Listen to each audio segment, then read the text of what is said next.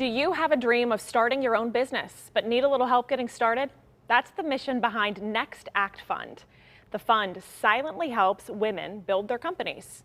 And over the past 5 years, they've invested more than $3 million in some of Pittsburgh's fastest women-led firms.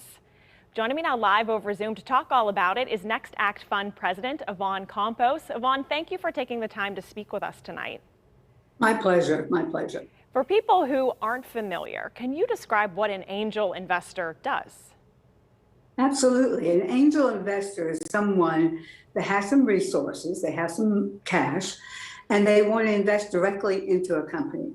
And they want to help that company grow. Angel investors, in addition to being able to invest some dollars into a company, will also give their expertise, help make connections, help make networking opportunities, introductions, different ways of helping move that company forward. How do you find out about the companies, or how do they find out about you? Well, that's what's really interesting. I mean, there's a whole angel network, obviously. There's the Angel Capital Association, it's the national association, which we belong to. And, but what I was worried about that in the beginning when I was putting this fund together, and I was thinking, oh my goodness, how are we going to find these companies? And when I spoke with other angel investors and other funds across the country, basically they said, don't worry about it. If you've got money to give, they'll find you. And in fact, that's true. And there are avenues to identify companies and share information about whether they meet your criteria or not. Can you give us some examples of some companies that you've invested in? Yes, we have. Actually, we've invested in some companies here locally.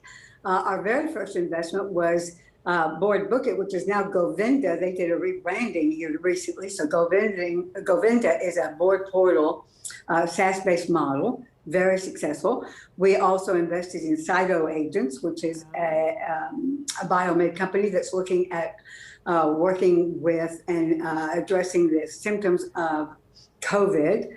BlastPoint is a technology data company. So we have multiple companies that are women-led that we've invested in locally and outside the region. So why women-led companies?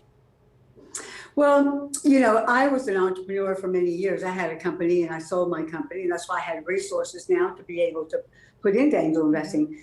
And when I looked around, women are having to start their businesses with 33% fewer dollars than their counterparts.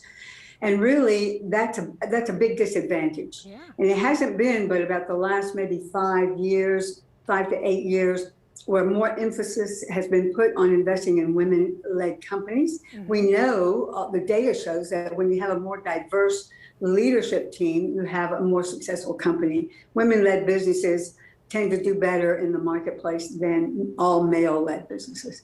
Well, yeah, I feel like a lot of people probably don't even know that. You said more than 30% of a disadvantage when it comes to their finances. 33% less dollars. Wow. Less dollars to get started. Well, Yvonne, thank you for your time. It's harder to find money, harder for them to find people that want to invest in their companies. That's changing, though, which is great. That's changing. Well, Yvonne, thank you for all you do, and thank you for your time tonight. Thank you so much. Enjoy it.